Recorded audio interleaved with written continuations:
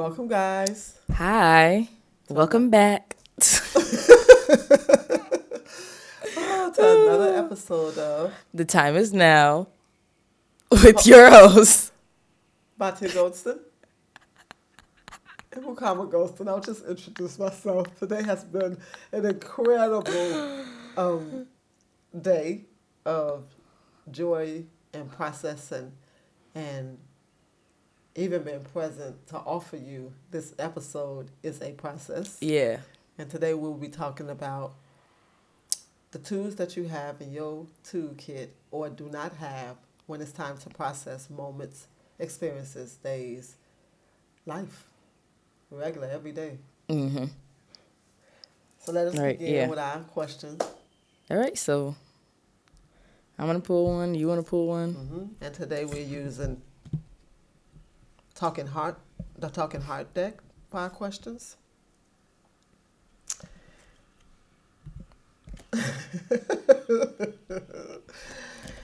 Who is more likely to go through bathroom drawers at someone else's house? Definitely me. I'm not going to say definitely me. Like, I'm not going to claim that, like, overly. But I don't know. I feel like you would keep, let people have their discretion. And that might be like, what medications you on? All right. What you think? You agree? Oh, absolutely. I answered that too quick. I'm going to the bathroom for the bathroom. Nah, but more likely, definitely me. If you had to replace me at work, how well do you think you would do?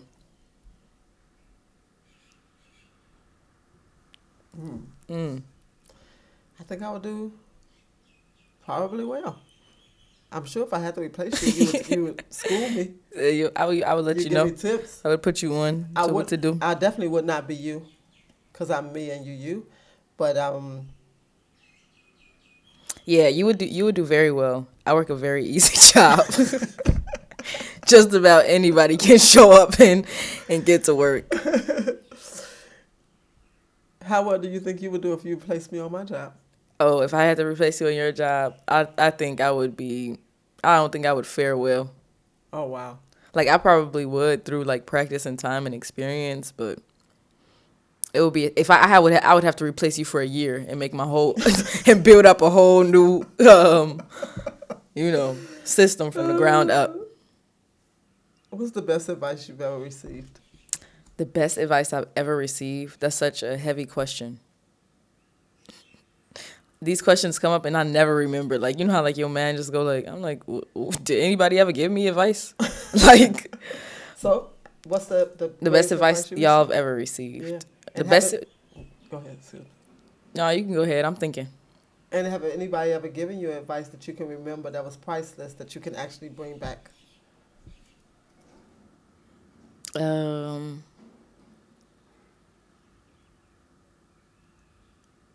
The best advice I've ever received. I'm trying to think of a single piece of advice I've received, and I have definitely received a lot of advice, a lot of insights too. But right now I'm coming up blank. But maybe just do it. Just go for it. Like, the time is never gonna be perfect, right? So, like, if you stalling on or waiting on a decision or something like that, or also, like, a choice is just a choice. You can make another choice another day. Like, that's, like, Okay. Yeah, that's, like, advice I think that always carried me through, because it's just like, yeah, this is just another, I can always make another choice. I could always make another decision. And maximum, you just learn something new about yourself. What have you learned about yourself through romantic relationships? They coming at us today, huh? I think so. But I don't know. What have I learned about myself through romantic relationships? That I haven't had enough of them. And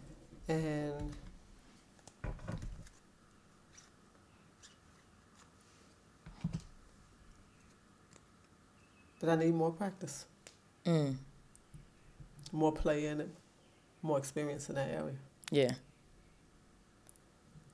All right. Yeah, right. Y'all dropped us right on in there with these cards. Okay, so let us dive in. All right. Processing.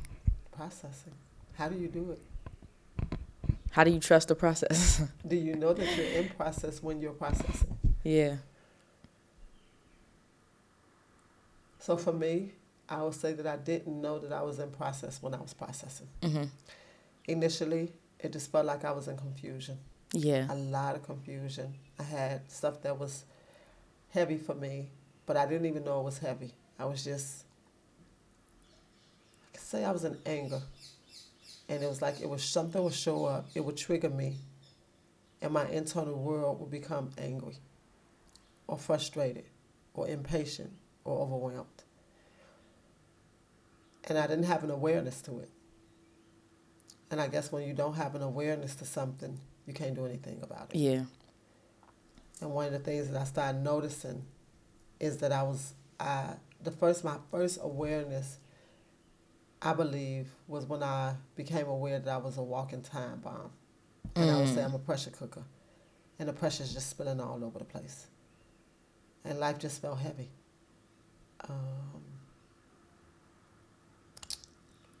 In that heaviness, I lashed out. Because it has to go somewhere. Yeah. It's like whatever's sitting inside of you is going to come out someplace, on somebody, somehow, at some time. Unless you gather tools. And even in the process of gathering tools, I think that it still does that. It does. Either you rear its head. It does. Or either you internalize it and it does the same process, but it does it from within. I always think about it like unprocessed feelings, emotions, experiences, how they come up. Like, if y'all know those whack-a-mole machines, that like, it's the little mole that come up and then you whack the mole, but it's like it comes up just in a different spot. So it's like that feeling that's associated with this experience that's unprocessed, it might come up again, spill over, lash out on a completely unrelated, situation. You trying to hit that, and whole time it's just gonna come up in another way, and it's just gonna pop up in another way.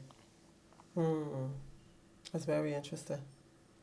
Because when you use that as a metaphor in your life, all those pop-ups can be just pop-up, just different triggers that are being touched. Yeah. And pop up. And how do I respond to it when it pops up?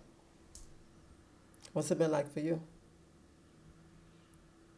In my own life, I guess when I think it was like probably 2 stages of like kind of unintentional processing, just because life will put you sometimes you'll be in a position in life where you got to work through something, or something got to give.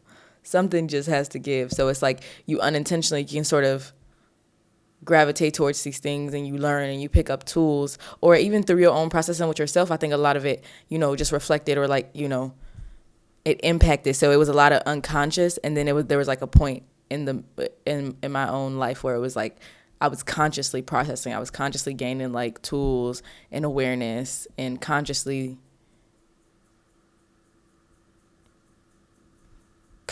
taking on the action and the practice of processing whatever it was, whatever life experiences, whatever feelings and emotions. But a lot of mine, I think, came through books, like a lot of recognition through books and through literature and through conversation as well, listening to people, podcasts, stuff like that. It just opened up your worldview and your awareness, and your toolkit is larger and larger every time. So then when you go to deeper layers to process, you already have a foundation of something that's like, you can chip at it a little more. Mm-hmm. As you were speaking, what came to mind was when you're in confusion or you're in overwhelm or frustration, are you still processing? Is there any processing happening? Because who said what processing actually is or look like for the individual themselves? Because if I'm in anxiety, am I not processing? Because my body is always talking. Yeah. It's like, are we ever not processing? And then, yeah. Yeah, right? Are we ever not processing? And are we processing with limited strengths and tools? Or are we processing with a more expansive toolkit. Yeah. Right. That's good. Because it is all processing. Even because I was looking at a video, and they were saying how like he was saying how he bit as a kid, right? How he used to bite kids as a kid, and I just thought about right now because that popped into my mind. It's like, wow, that's a way to process the feeling that you feel, maybe the unsafety, maybe the need to, attack and defend yourself, but you're processing it and it's being funneled, like, that's the action that's being taken. Or like when you have, let's say you have an anxiety attack, your system is overwhelmed, like it's over, you mutsaf, you past that point. And so the best way that your body knows how to process this influx of information is through, whatever that look like for you. If it's excessive crying, if it's heavy breathing, it's like that's your, I guess it's your automatic. I just thought about like how your body, like, how your cells always like basically they come back to homeostasis. Like naturally your body is attempting to regulate, unless it's, well, I guess if it's something in a process that's blocking it, but naturally your body wants to regulate itself. Even like I just thought about right now, even when you think about like how when you're hot or when you're cold and then you get goosebumps because that's your your hair, like your hair sticking up. I don't know, it's like, wow, your whole body is really geared towards regulation and keeping the flow open. And it's always coming to support you. Yeah. But oftentimes we feel like it's coming to attack us. you. Yeah. And when you feel like it's attacking you, you panic. And that panic creates a whole nother ripple effect of something being processed. Yeah. But I think also it's like the limitations that you have in yourself that you may place on your own mind, but it's like, how safe are you to process this?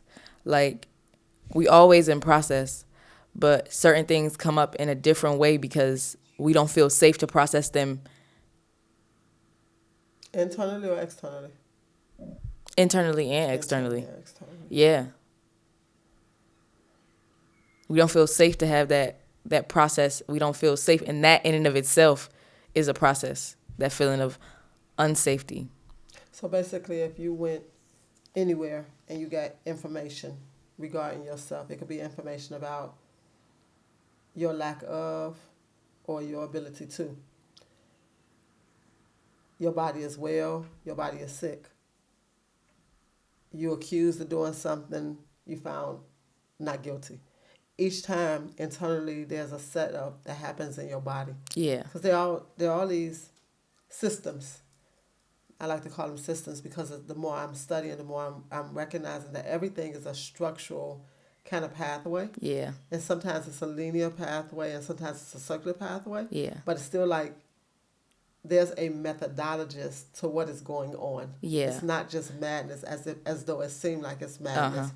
And are we aware of what our system is to responding to any information that we receive? So we may receive painful information, but it's still information. Yeah. And then what choices do we use from this information? It reminds me of the P plus C equals V process, the equation that I came up with. Okay. Elaborate. It is an equation that actually give you an opportunity to see information as just information. It can be painful information. It could be exciting information. It could be joyful information. It could be angry information, but it's literally just information. Yeah. And once the information comes, you have a choice that you can make. What would you choose? Mm-hmm. Would I choose to ignore the information that's coming about my foot that's aching a little? And then me ignoring it is actually creating a system that I'm going to have to respond to later. Yeah. My ignoring it may mean that an infection that could be starting in my foot, that's a minute infection. The pain is coming to show me that there is something there. Yeah. Now, what do I do with this pain? Do I ignore it, keep going, and pretend like it's not there? Or do I attend to it? Yeah. And this pain could be emotional pain, it could be financial pain, it could be spiritual pain, it could be mental pain, it could be bodily pain. And then how do I regard myself even for the reality of being in pain? Right. What is pain? What is pain? What is my level of tolerance for pain? Yeah. Because pain is just information. It really is. Yeah. And words don't have a net charge, right? Experience don't have a net charge of like this is this. People can experience the same day and the exact same day, word for word, bar for bar, and have completely different, totally different experiences. And if you finish that's real interesting because it led me right back to the concept. If you actually finish the equation, then you either become a victim or you become victorious. Mm-hmm. But that's based on your choice. Yeah. The same point of pain information can come to somebody whose reaction is going to be, oh my God, let me attend to this. And then come to somebody else, my life is overwhelmed, I'm busy, I don't have time to deal with this. And you put it to the back burner. It doesn't mean that it'll go anywhere. Like you said, what happens? Yeah. The balls come up from another direction. It's just really just trying to get your attention. Yeah. So part of processing is getting your attention. And what do you do when your attention is called into something? Yeah. What is that sending you? I just thought about I just thought about the Crohn's. Okay. And how like your body does signal to you, and how even in my own process with it, I would say the acceleration felt fast, but from the time that I was having stomach pains, it was a long time before, my symptoms really developed to a point where it was destabilizing. It was there was a season, there were years. Because first we started with pain in your foot. And when we went to the doctor and did the x-ray, it was like, no, that's just growth pain, right? But that was joint pain showing up. And then as we went along, it was when I take castor or I get a star on my eye, it was other things that showed Yeah, there was a lot of things. Signals when you look back over it. Yeah. A lot of things that show up, in hindsight is, 2020. So it's like, you can see it very clear. But in that moment, was I able to process that? Was I able to sit in that? Or not even just was it overwhelming? Not even just you. Did we deny it?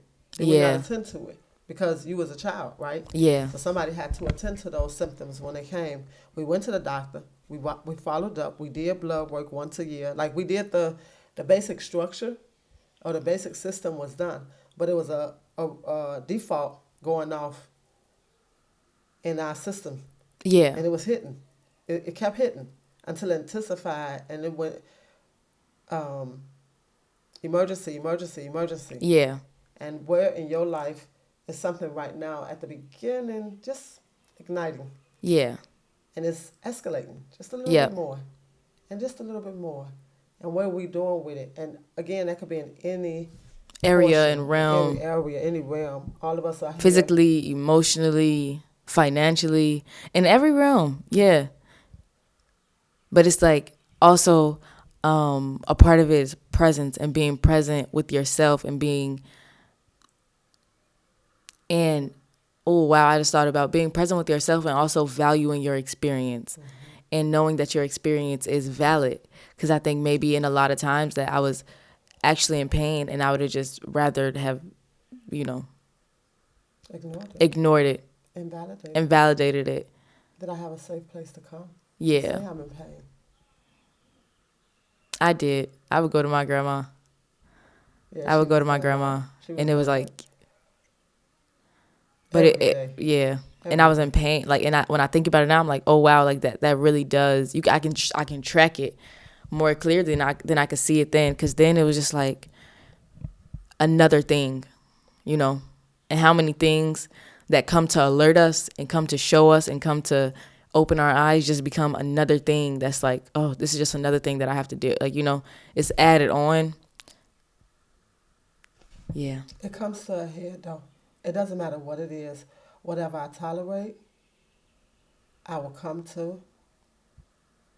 integrate. Because what I tolerate and I ignore, it's just going to keep on escalating. Mm-hmm. It doesn't matter. You're in a relationship with someone and the relationship feels inauthentic and you are hiding. You can't really express yourself fully. Eventually, your truth comes out. And it Yeah. comes out ugly. And Yeah. it comes out in a way that the other person is in shock. Yeah. And I didn't even have a record. I didn't have I didn't have a clue. clue that this was going on. But for me, that's when you spend so much time being dishonest with yourself, Mm-hmm. then you're going to be dishonest in any relationship that you're in. Yeah.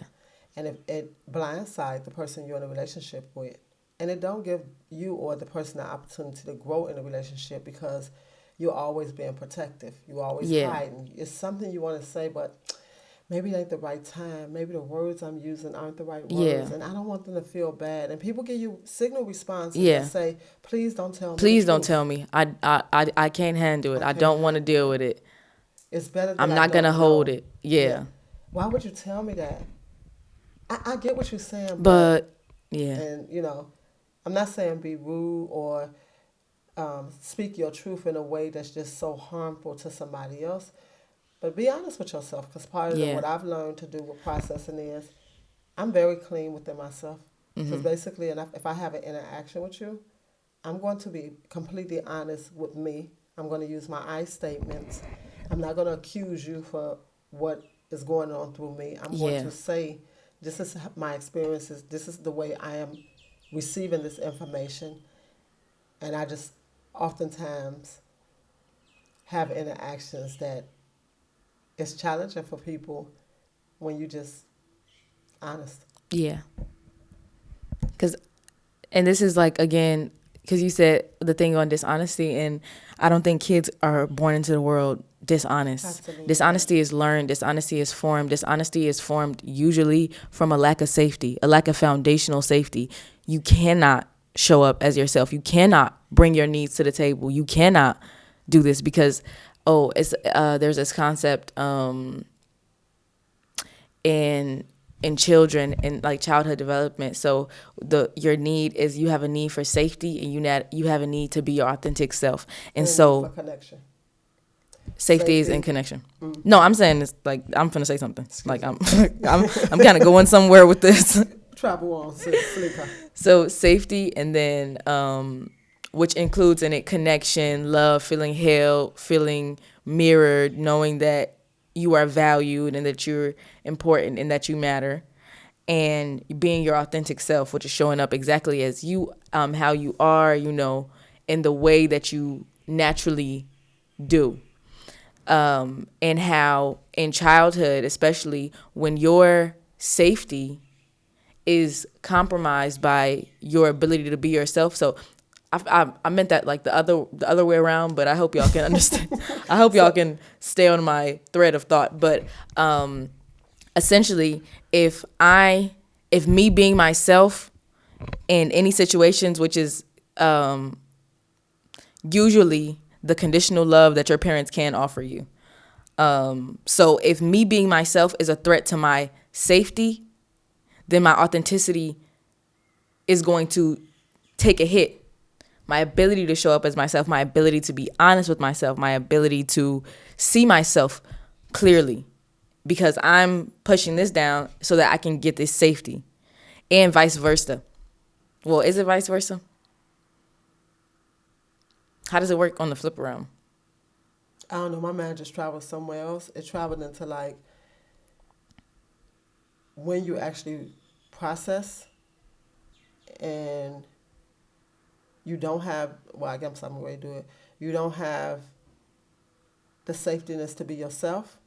The flip side is that you immediately create an illusion world where you have to hide who you really are, and you have to hide all aspects of yourself because now I need to take care of myself and I need to take care of you. Yeah. A lot of times people are inauthentic or unable to bring their true self because they're trying to take care of the other person. Yeah. And it take you back to like, and I just thought about right now, take care of the other person is because when your needs are not met and it's not validated that this is a valid need to have. So in order to be, wow, keep going, but. No, go ahead. No, so in order to like receive the safety in the connection, then it's just you receive a signal that's saying you're required.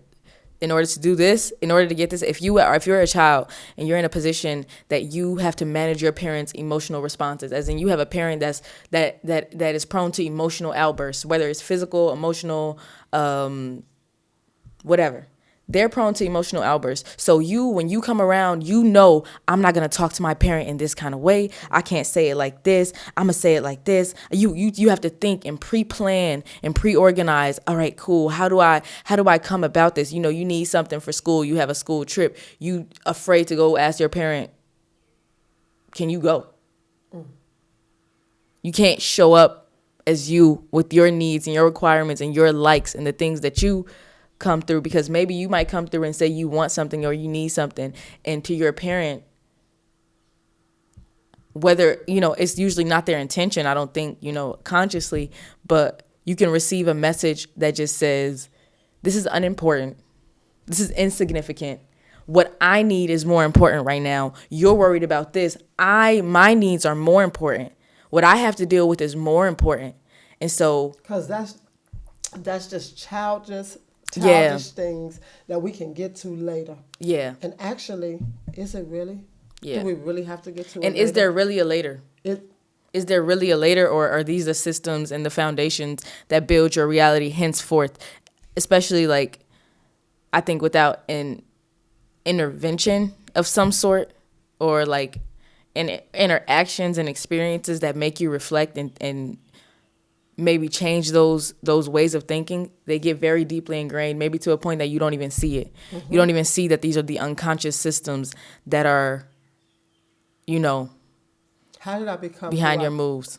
How did I become who I am today? Yeah. How did I become this person who has the ability to process and navigate through a regular day? Good morning, how are you? A regular work day, interact with people, or more complex things like suddenly there's a crash in my house, in my family, and somebody's needs, something is happening with someone. How do I navigate that? When my daughter went to the hospital, how did I navigate that? Yeah. Did I navigate it from a place of everybody's at fault for her health? Did I look within and say, okay, what needs to be done? Let's just create a system and a process, 1, 2, 3, 4 for the next 5 minutes. Yeah. Because a lot of processing doesn't happen because I'm sitting here with a work page and I'm strategizing how I'm going to navigate it. That comes once you in the process. Yeah. Then you create you a structure on what makes sense, what doesn't make sense. But initially, you just hit with whatever you hit with. Yeah. At least that was my experience. I can't talk about nobody else. I was just hit with what I was hit with. And when I was hit what I was hit with, it was like, what's my role in this now? Yeah. Right? And then I think about, like, the Bible always say, you should be like a little child. Little children are naturally forgiving. They're naturally kind. They naturally are present for whatever that moment is. Yeah.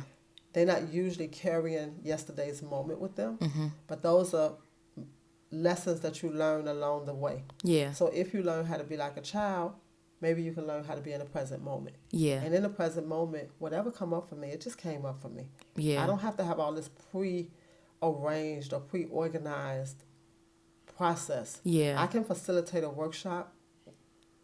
I can create it. I can plan it out structure by structure. One of the greatest processes that I have learned is if I create a workshop, if I make a slide deck, if I make a workbook, if I understand the process that I'm going to share with somebody else, and I make the process as simple as possible, and I understand it like inside of the fiber of my being, I'm totally in the present moment when I'm connecting with it and I'm processing it. I don't need no notes. I don't need a process. I just need to pull up the slide deck just to keep me in a systematic order on how I want to present the information so that the other person can receive it. But I know the information like the back of my hand because I've allowed myself to play with it. Take that for any portion of your life. It's still a system that's being built. that's being created. When I did my initial first workshop, I didn't have that system.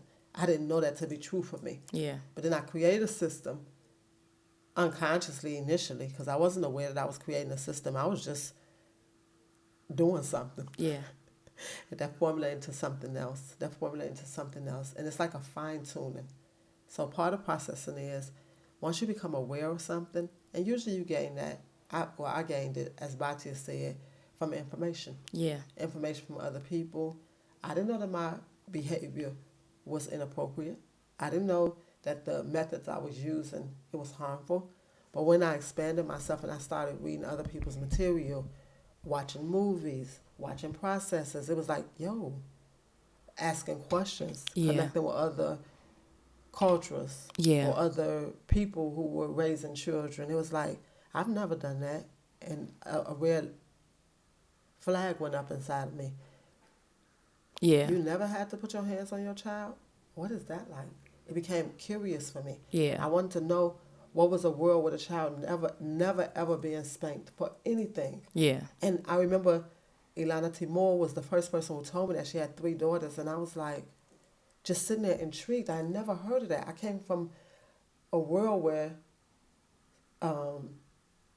spare the rod, spoil the child. Mm-hmm. So that was my reference point. Or to hear my sister Ella say, I never needed to ever use my hands at any point, at any time on my children.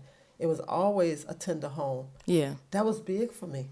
It was refreshing. It was exciting because you only know what you know at the time that you know it. Mm-hmm. And as you learn something different, then you incorporate a new process. And that new process is something that start off in baby steps, and you slip backwards. Yeah. You keep going forward, and you become aware, and you understand. And somehow it's made me very soft. Yeah. And very tender, and present. I feel like I just went on a diversion into a whole journey. Anyway, Yeah. that's where my mind went. So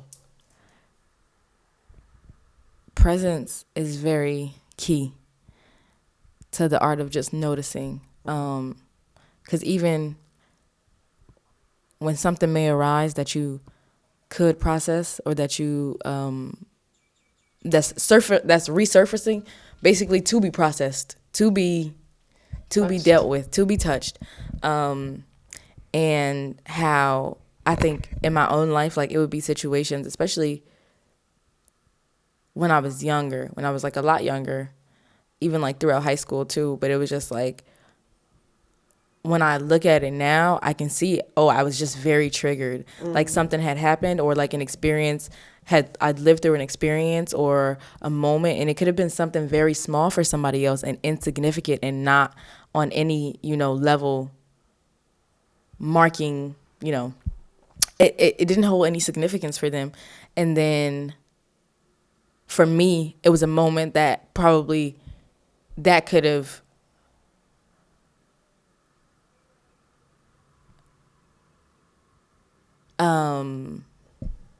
started a whole nother process within myself that could last 3 months that I'm off, or like 2 months or a month or 3 weeks. And I don't even know what it is, but now I'm suddenly in a different mood.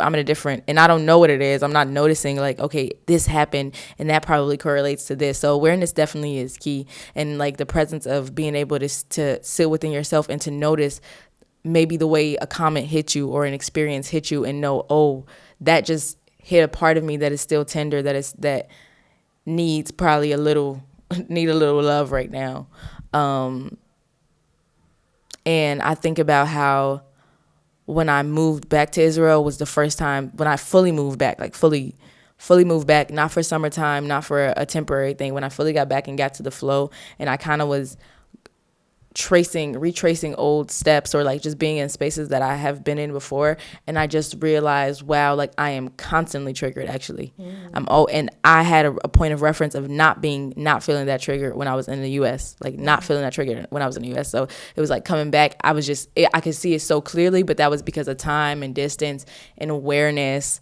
But it was like when I met it face to face, it was very total. It was very like, wow, like this is maybe almost everywhere I go. Or once you start noticing it, though, you're able to do something about it, because this is not my preferred choice. This is an unconscious, pattern and system that's running. It's not like I want to just be off and I'm like, man, yeah, I'm not feeling the best right now. Don't know how long it'll last. Even being able to acknowledge that I'm not feeling the best when I'm not feeling the best. That's Yeah. awareness within itself. 'Cause Yeah, lots of exactly. times you don't know. You just, yep. And confusion. I like the word confusion, because if my mind is confused about something, then I can bring it clarity. Yeah. But if I label it, I'm sick with something, Yeah. then I have to go through so many different loops to get the answers. But if it's just confusion, the information signals that I'm receiving are in this moment confusing for me, Yeah. then first of all, I acknowledge there's some confusion Yeah. going on. And with this confusion, I don't have a framework to hold this yet. Right. I don't have, yeah, that's great. That was great. What does it really mean to be in confusion? And when we're in confusion, are we aware that we're in confusion? Yeah. And what does confusion look like for you? Processing is a major part of the journey of life for me. I've been able to process through books, through research. I think I love research. Yeah. I think, there are parts of me that love to read a study that someone has done, dived in deeply on it, and went back and opened it up and made it into a puzzle. And I feel like my own human journey is my own research on myself. Yeah. Which helps me process me even more. Like, I want to know what's the next fun thing that can show up, or the next irritating trigger that I'm going to have to work through. And when it turned on, how do I acknowledge it? Yeah. Do I notice it? What shows up for me first? Mm-hmm. Sometimes panic shows up. Sometimes anger shows up when I'm in a state of confusion. And then awareness shows up. Oh, hey, what's going on? Yeah. You overthinking. I woke up a few days ago just totally like, my mind was on 1 zillion about a test I have to take on the 4th of September. Mm-hmm. Really? And I wheeled myself back in. I did my exercises. I did my reading. I did my journaling. And I was like, you have plenty of time to structure the process. And you're further ahead than you were Before. I understand what it is I'm going to answer the questions on. Now, the question can be any question, but once I have a structure on how to go about preparing myself for it, then that's part of the process that I'm taking. And it doesn't matter if I pass the test or if I fail the test. What matters for me is that I learned the structure, and is the structure helpful for me? And when I go back to an article to read it, is there any excitement inside of me when I'm reading the methodologies or the research literature? And it sometimes can be so boring. And how do I find the pieces in that process to say, oh, wow, oh, that's what I was looking for? Oh, they found it. Oh, did they use the right tool for it? Yeah. Or what's missing here? And just having a curious mind about basically myself and all the processes that I'm going through within a day's time. Yeah. I think curiosity definitely is key. But curiosity not evolves, but curiosity is when you're in a state of being okay with not knowing the answer. Right. So then you're curious to find out, what possibilities, are there. So when you have a defined answer, then you're not in a space of genuine curiosity. You have an answer that you are knowingly or unknowingly templating and repeating over and over again. And when you're in a state of genuine curiosity, it's interesting how insights can just flow, or you'll just out of nowhere find a missing, feel like you find a missing puzzle piece in a genuinely like arbitrary space that you wouldn't think about before, but because your mind was tuned in to being open to the possibility of multiple answers and to nuance and paradox and perspective, I think it creates a whole another experience for you, like as a person. Because when you come in with a defined answer of like, this is going to be like this is going to be like this means this, I'm supposed to do this, I'm supposed, all these defined structures, then even when a thought comes up, then it might just be automatically filed into this cabinet in your mind of like, okay, this is this type of stuff, this is this type of stuff, this is this type of stuff. And if you were to bring it up and open it up and really, I guess, do a case study into that experience, you would find so much more. You would find there, like, so many other details that you may have skimmed over, but because you're curious and you are not in a state of like defining and definition, then you're able to see how a thread can connect to something else, even if it doesn't logically make sense. Wow. So awareness, first confusion, and what's coming up in that confusion, which is information. Doesn't necessarily have to be a confusion. It can be information, any kind of information you receive. Awareness, presence, curiosity, gratitude, and childlike. Yeah. Playfulness, letting go, surrendering. Mm-hmm. One day, I was sitting here thinking while you were talking, one day, maybe 20 years from now, we'll look back at this moment and we'll either say, wow, how profound this moment was. Yeah. Or we'll say, wow, how much limited information we had. Life is a process. The whole process is a process. And the more you live, I just love keep living. Yeah. And I do want to take a moment and give a shout out to Safta Darlene. I always call her Safta because my kids call her Safta, which is grandma. My mother-in-law, for just being a soft place to land. Yeah. She's always just been a soft place. So much kindness. Every day Batik came home from school and would just stroke her hands and lean on her and tell her, the pain that she was in. And it took my mother-in-law a moment before she told me. But when she told me, it was so gentle still. Yeah. It was a gentle nudge that said, I think it's more than just a stomach ache, Carmen. You need to take her to the doctor. Yeah. And I'm so grateful for that moment because I wasn't as gentle. It was like, stop eating all that junk you eating. Yeah. I had exactly what Bati is saying, a preconceived notion that was a structure, that was a harsh structure that didn't allow the feathers to flow through. Because when you actually learn how to process and how to be present and how to be curious and how to surrender and be in forgiveness and awareness, basically what you get is a very feathered-like experience to life. Yeah. A very soft and gentle experience. So Safta, I love you, and I'm super grateful for you. I do too. The gift of allowing me to be married to your son, and the gift of my children having aspects of who you are. You're an incredible woman, and I really love and appreciate you and all that you have given to us as a family. Thank you. Thank so you. much. I think we can probably ask a final question and wrap it up. Yeah. What you feeling? I'm feeling like I'm trying to see, what did we say? what were we talking about? This whole thing was a process.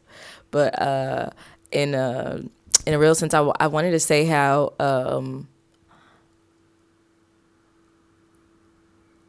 in my own life, and this is just maybe just because of the way that my mind is framed and structured, but education is so important and it's invaluable to be able to access different parts of yourself, especially and just knowing that the journey that you are walking, people have walked before, and you're not alone in that confusion, and you're not alone in the process of the things resurfacing, or and new things coming up, and you don't know how to react to it, and or you don't feel like you know how to react to it, or you feel like there's a certain way or a certain thing or a certain way you should be living your life, or a certain level of whatever that you have that you're not maxing, that you're not reaching, but somebody else has undoubtedly done it before and probably wrote a book about it.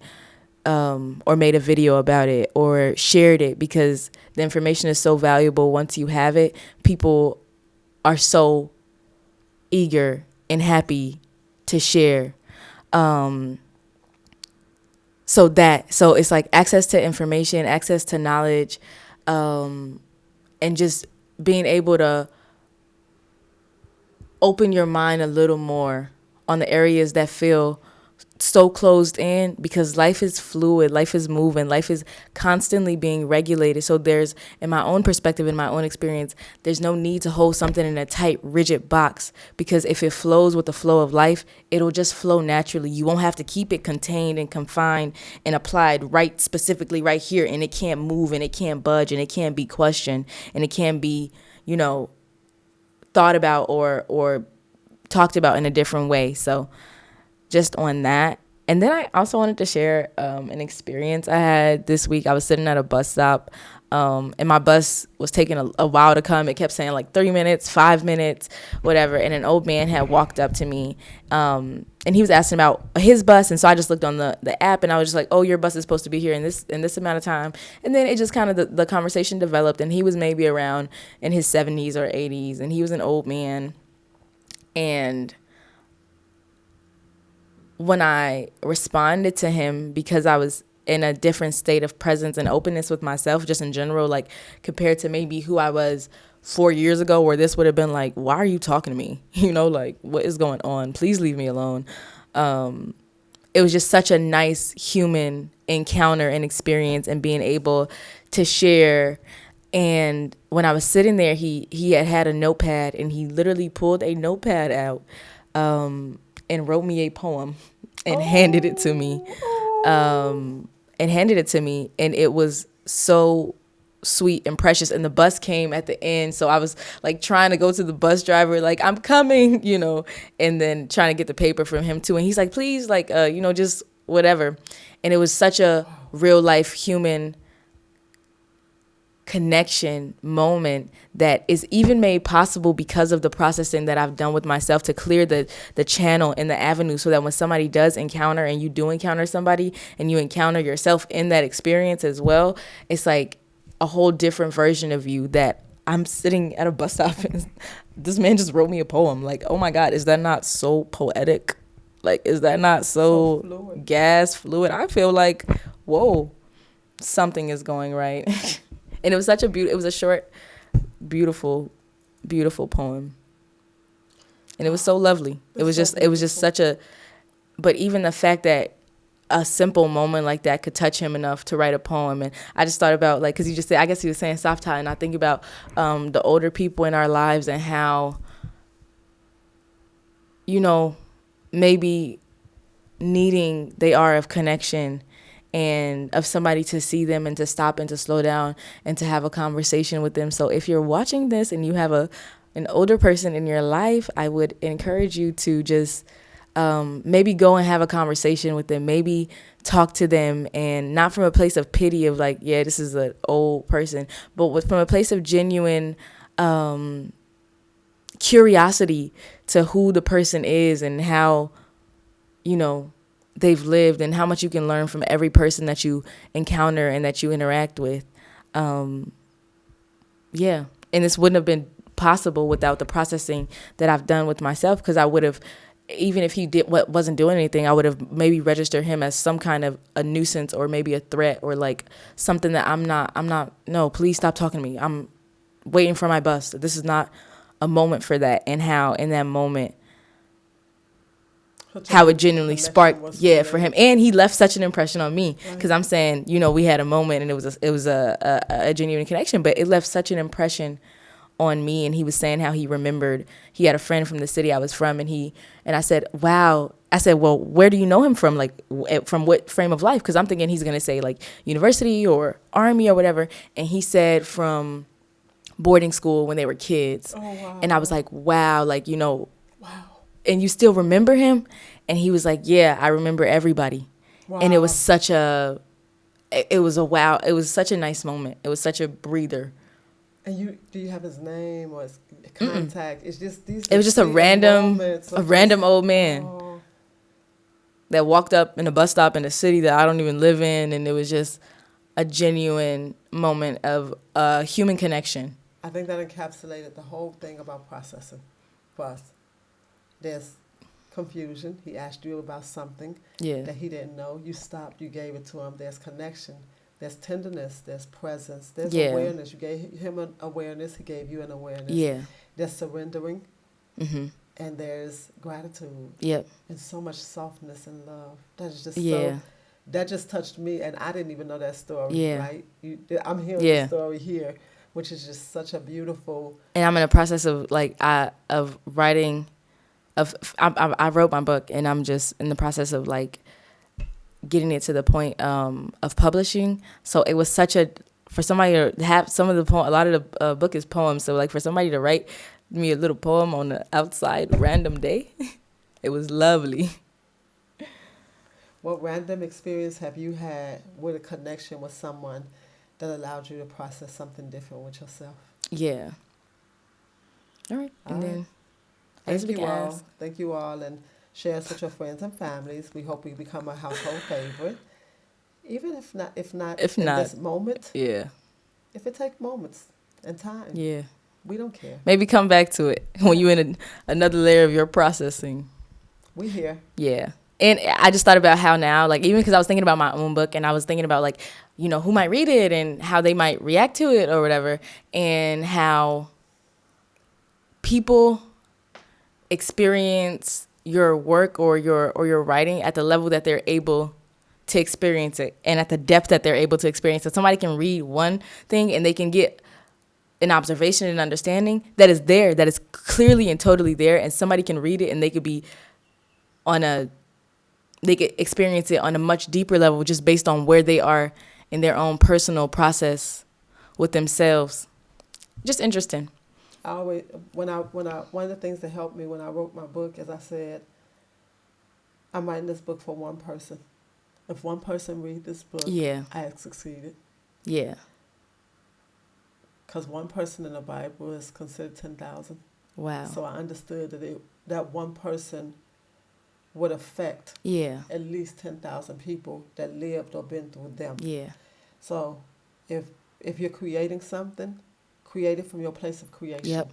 And you know what they say is that if you have some kind of creative process or anything that you want to share, anything that you're putting out, anything that you're pushing and creating through your own lived experience, the desire and the urge is because somebody on the other side is waiting for. There's somebody to meet that and to match that. Somebody's waiting to hear that. There's somebody in the world that's waiting to hear that, and it might not be for everybody, but it might be for that one person. And how many things have touched us that maybe they didn't touch anybody else in the world? To be honest, maybe it didn't touch anybody else in the world, but it had such an impact on my life.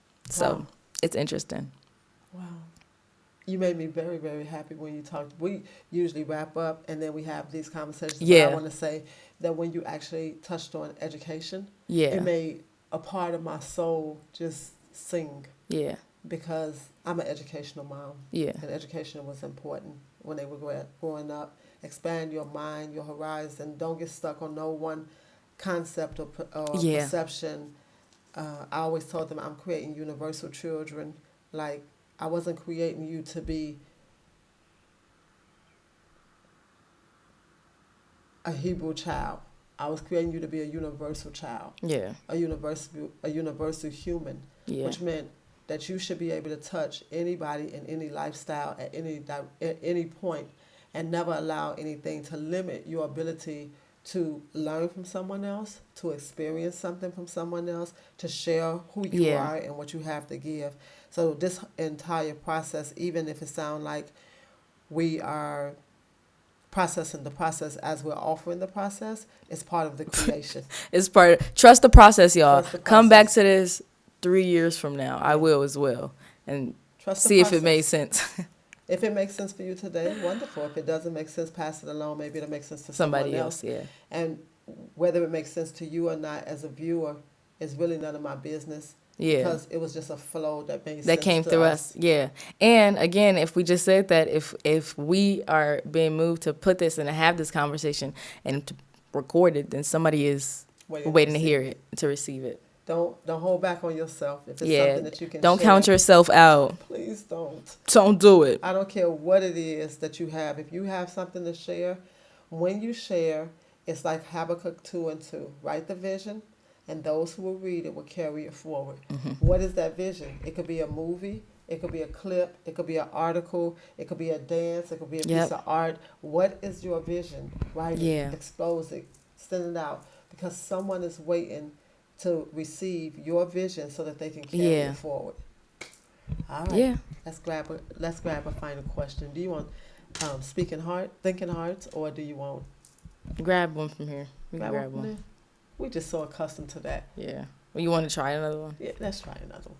So why the question? Okay. No, grab what you want. You're gonna do one, cause we're just gonna do one.